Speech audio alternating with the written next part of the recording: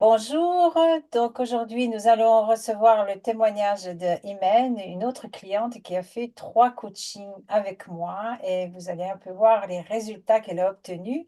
Mais avant tout, je te conseille donc de retirer le bonus que tu vas trouver le lien dans la description des 4 erreurs catastrophiques que font les entrepreneuses et qui les interdisent d'augmenter le chiffre d'affaires et d'avoir de nouveaux clients. Forcément, s'il y a 4 erreurs, il y a aussi 4 solutions. Donc, je te conseille vivement de le retirer. Alors, on va commencer tout de suite par toi, Imen. Est-ce que tu veux te présenter et nous dire qui tu es, etc. Ton activité, bien sûr. Vas-y. D'accord, bien sûr. Alors, voilà, je m'appelle Imen Jmal. Je suis coach et formatrice en développement de compétences et en dynamique de changement. Ce que je fais, c'est que je propose des coachings et des formations pour des gens qui sont en quête d'épanouissement professionnel et qui cherchent à évoluer dans leur carrière. OK. Donc, on va commencer tout de suite par la première question. Quels étaient tes plus gros challenges en termes de chiffre d'affaires avant de commencer le coaching avec moi? Alors, j'avais une problématique, c'est que je n'arrivais pas à toucher ma cible, je n'arrivais pas à accéder pour pouvoir communiquer avec eux. Et, euh, et suite à ce coaching, ça m'a éclairé sur ma stratégie de communication, sur ma manière de, de les aborder, de pouvoir communiquer avec eux. Surtout, ça m'a fait, comment dire, ça m'a fait remettre en question mes priorités, euh, ce qui était plutôt aligné avec moi-même. Parce que pendant ce début, le lancement de mon entreprise, donc j'ai rencontré des difficultés de confiance en moi, de légitimité. Je me sentais pas légitime, je n'arrivais pas. En fait, je trouvais, si tu veux, plusieurs raisons pour ne pas passer à l'étape suivante. Je disais que j'étais par exemple nulle sur les côtés techniques, sur la mise en place, voilà, de toute la partie communication, le site, les contenus, les vidéos, etc. Ce que j'avais en tête, ce que je voulais faire, que je n'arrivais pas à le faire et je croyais que c'était à cause de mon manque de connaissances au niveau informatique et au niveau technique. Sauf que ce n'était pas vrai. C'était complètement une histoire de confiance en moi, une histoire de stratégie qui est alignée avec qui je suis, avec à l'étape où j'en suis aujourd'hui. Si tu veux, je me suis mis la barre très haute et en toute humilité, j'ai appris voilà, à être vulnérable, à dire les choses et puis à dire que c'est suffisant là où j'en suis et j'ai pas besoin de plus. Donc, on a beaucoup travaillé sur ma cible et ma relation avec ma cible, parce que j'avais en plus plusieurs cibles, donc fallait choisir, affiner la stratégie. Notre coaching, en fait, il m'a beaucoup éclairé, même au niveau de mes valeurs en tant qu'entrepreneur aujourd'hui.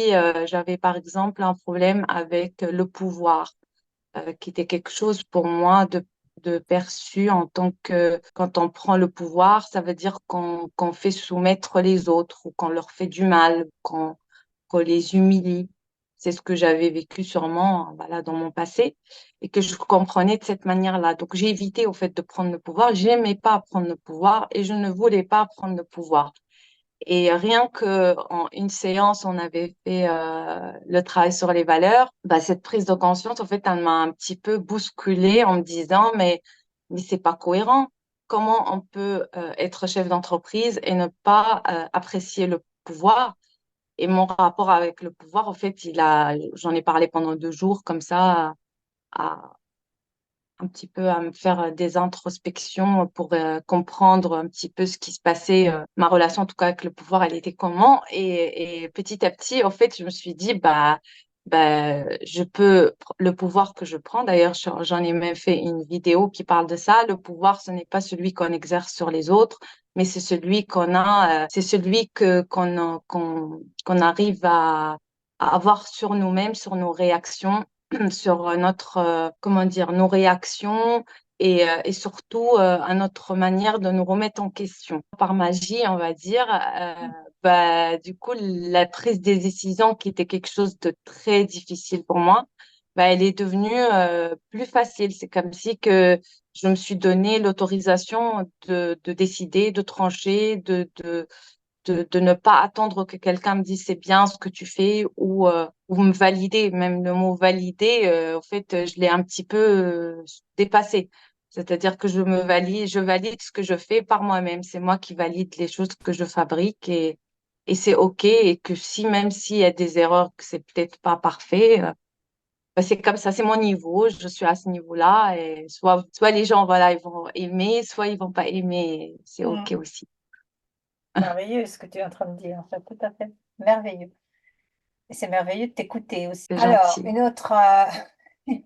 Pareil que pour toi, quand tu parles, tes mots, sont pas des simples mots. C'est des mots qui résonnent, qui transpercent une partie intérieure et qui vient en fait comme chatouiller quelque chose qui est un petit peu enfoui, qui est un petit peu pas très clair, qu'on n'arrive pas à mettre les mots dessus. Et des fois, quand on avait fait nos coachings, souvent, tu as été très juste, tu m'as dit des choses qui m'ont beaucoup parlé. Tu m'as même fait pleurer d'ailleurs plusieurs fois. Et c'était quelque chose en fait que tu vois que quelqu'un en fait il arrive à venir toucher cette Mm, chose que nous-mêmes on n'arrive pas à verbaliser, à connaître ou à comprendre. mm. Et ça c'est très Oui, fort. ouais. Je voudrais préciser que je ne suis pas méchante. Je ne fais pas pleurer les gens comme ça. Mais non, Non, mais peut-être c'est que des pleurs libératrices, on va dire. oui, C'est c'est des ça. pleurs qui font en fait pour moi, décharger quelque chose qui était peut-être triste à ce moment-là en prenant conscience des choses. Mais après, c'est que du bien. Le lendemain, je me lève et je me Mm, rappelle la première séance qu'on avait faite ensemble. Et ben, en fait, j'avais peur de prospecter. Je ne sais pas si tu te rappelles. Et, mm. euh, et le lendemain même, pour la Oui, oui. première fois depuis 6 mois que j'ai commencé, et que j'évitais au fait cette action-là parce qu'elle était très désagréable et Mm, inconfortable. Et je me suis mise à l'expérience. Et mm, ensuite, on avait fait le feedback et puis petit à petit, on a affiné mm. pour pouvoir en fait trouver la cible sur laquelle je suis la plus à l'aise et avec laquelle je peux vraiment avoir une synchronicité. Et ce n'est pas j'ai peur de ma cible, forcément, si j'arrive en ayant peur d'eux, ils vont s'enfuir parce qu'ils vont ressentir Oui, que je ne suis pas forcément. à l'aise. Oui, oui. Voilà. Non, oui, je voulais préciser seulement le fait du pleur, c'est, moi, je pense, ce qui se passe à l'intérieur de toi, dans ce cas-là, c'est comme si finalement tu donnais un espace à ton âme et elle s'exprime, quoi. Tu perçois un sentiment vraiment de libération et de liberté aussi, j'ai envie de dire ça. Donc, du coup, ça fait tellement longtemps qu'elle n'avait pas été écoutée que, ben, c'est merveilleux, quoi. Quand on pleure comme ça, c'est vraiment très profond et c'est vraiment l'âme qui parle. Ça fait même drôle de Mm. parler d'âme quand on parle de business. Mais Ah c'est oui, ça, c'est le travail qu'on fait en définitive. Donc, voilà. exactement. Et surtout que des fois, je me rappelle, même je te l'ai dit, que Mm, j'avais pleuré, mais sans savoir pourquoi. Ça veut dire c'est qu'avec ça. ma tête, je ne comprends pas.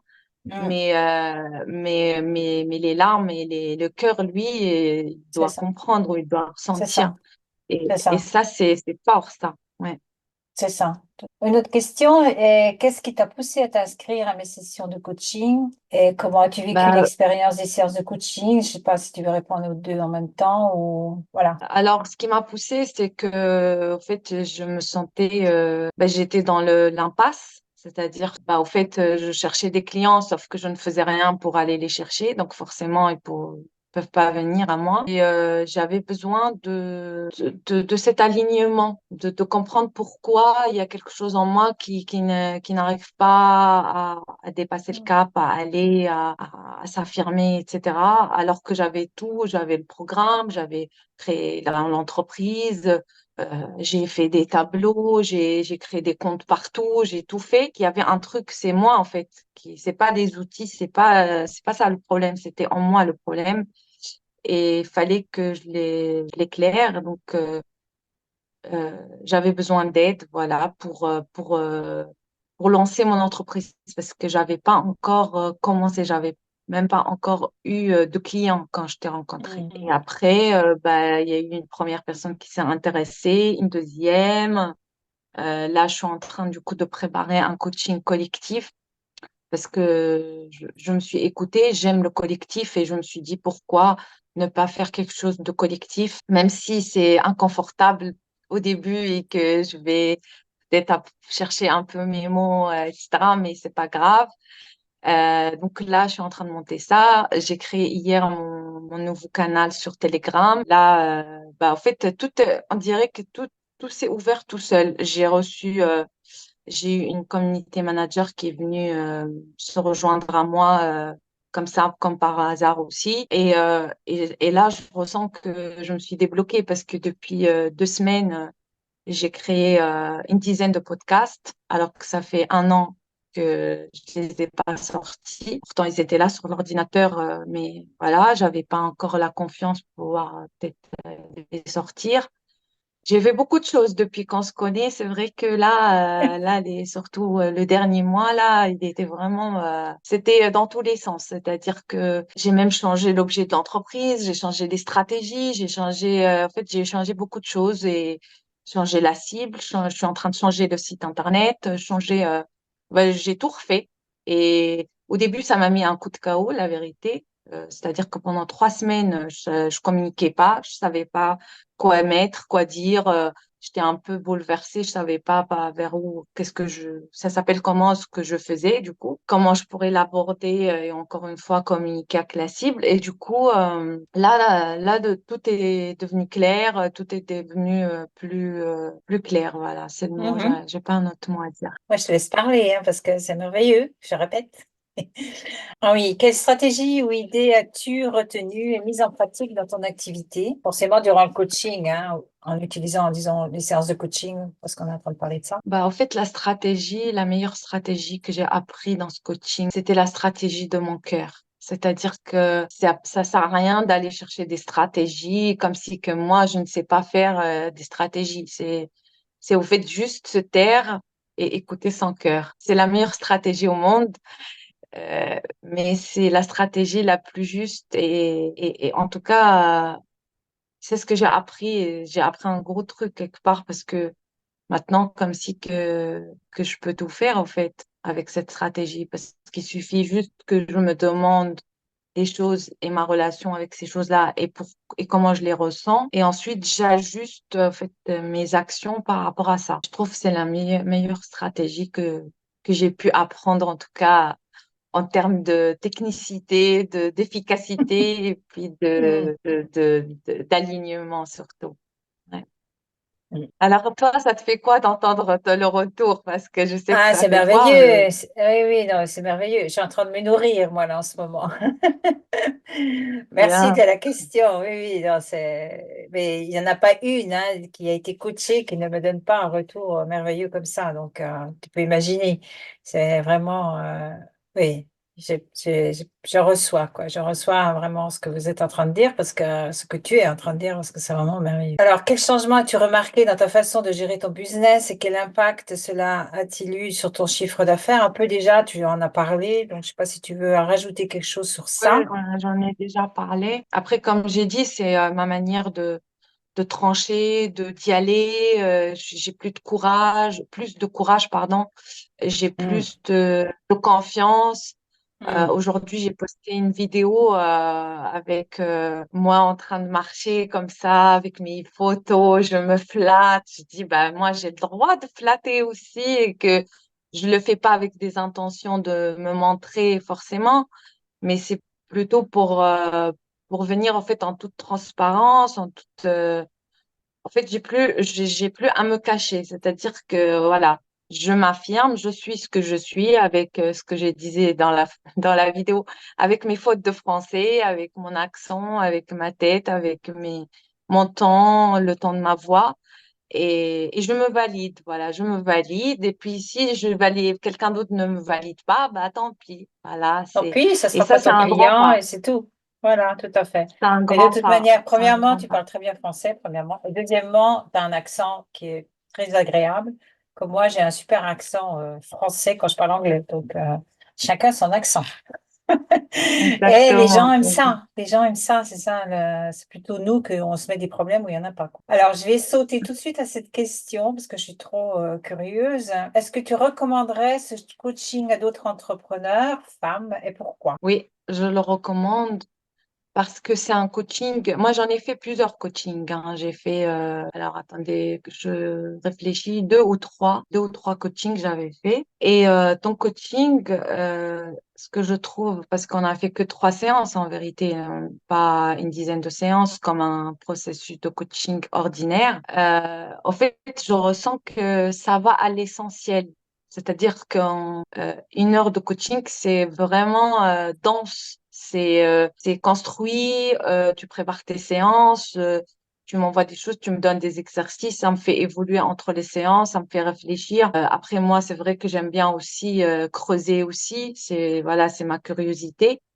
Mais en tout cas, la personne qui a envie de venir se remettre en question, de venir exposer ses douleurs et en parler en toute vulnérabilité dans ce coaching, elle trouvera une oreille qui écoute, quelqu'un on reste pas sur les problèmes, on y va vers après vers qu'est-ce qu'on fait maintenant, la solution, l'action, des questions qui sont vraiment juste qui font en fait bouger quelque chose en nous. Donc moi, c'est mon expérience dans ce coaching et surtout ta manière de travailler, c'est-à-dire que tu me donnes la place de trouver moi-même des solutions, de trouver moi-même qu'est-ce que j'ai envie de faire vraiment, de me connecter à mon cœur, me connecter à mon intuition.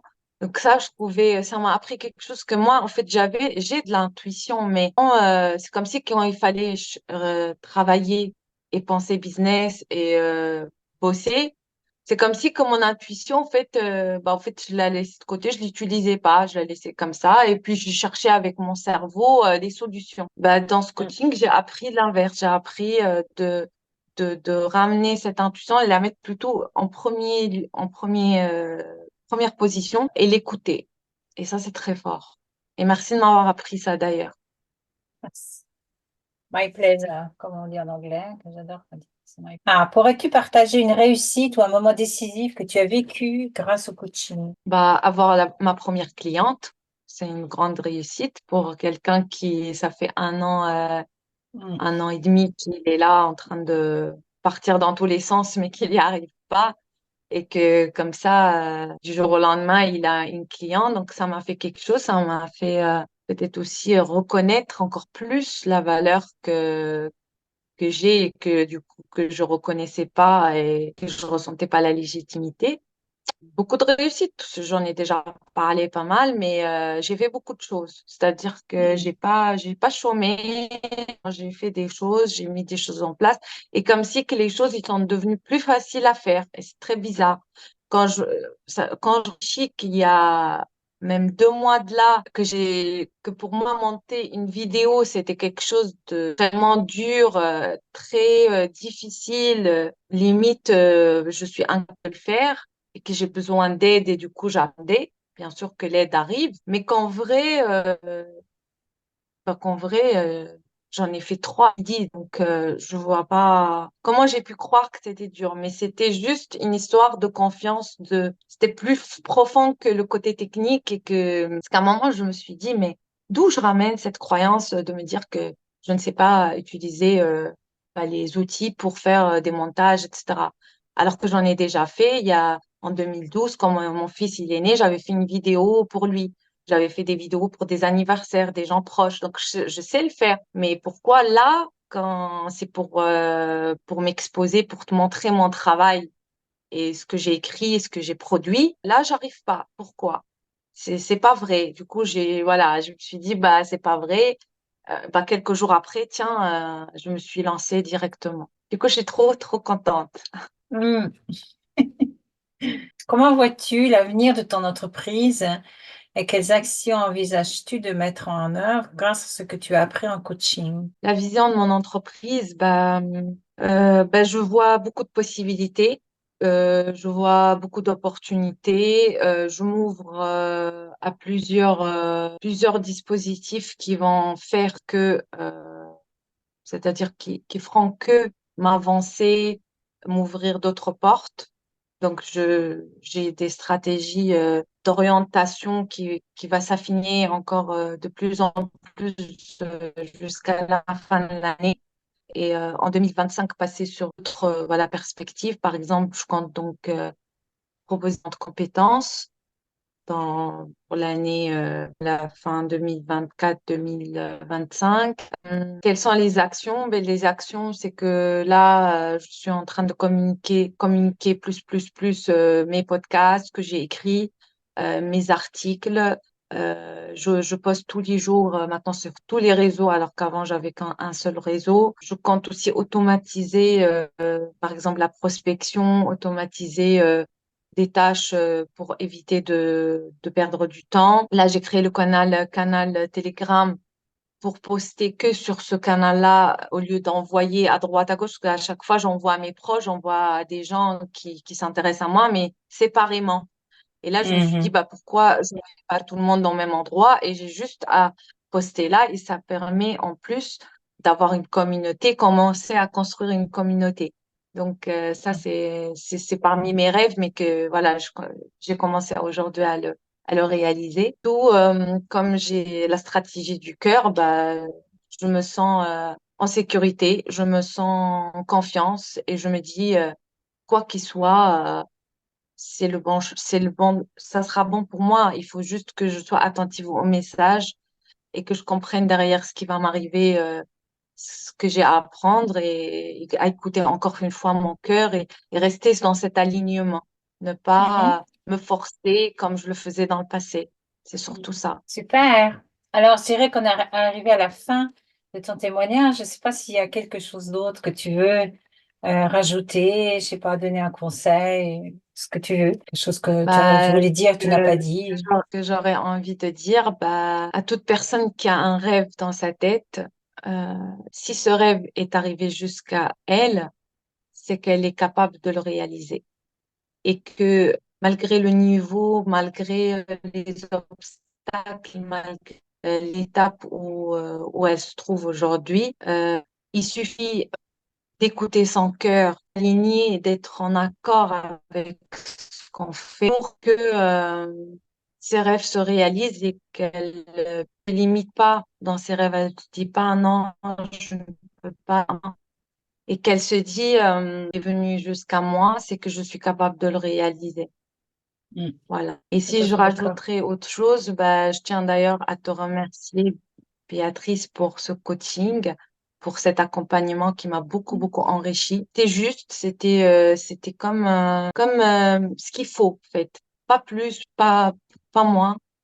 Euh, Tu sais très bien cadrer tes séances de coaching, pas me laisser parler dans tous les sens. Ça, j'ai beaucoup aimé le cadre que Mm. tu poses et que ça permet surtout d'avancer dans le travail, l'atelier que tu proposes. Donc, c'est super. Et je tiens, voilà, à te remercier pour cette proposition, ce coaching et je recommande fortement les personnes qui sont dans une impasse de venir te voir et que tu leur éclaires leur chemin et leur vision d'entreprise. Merci. Merci beaucoup, Imen. Merci beaucoup. D'arrêt. À bientôt.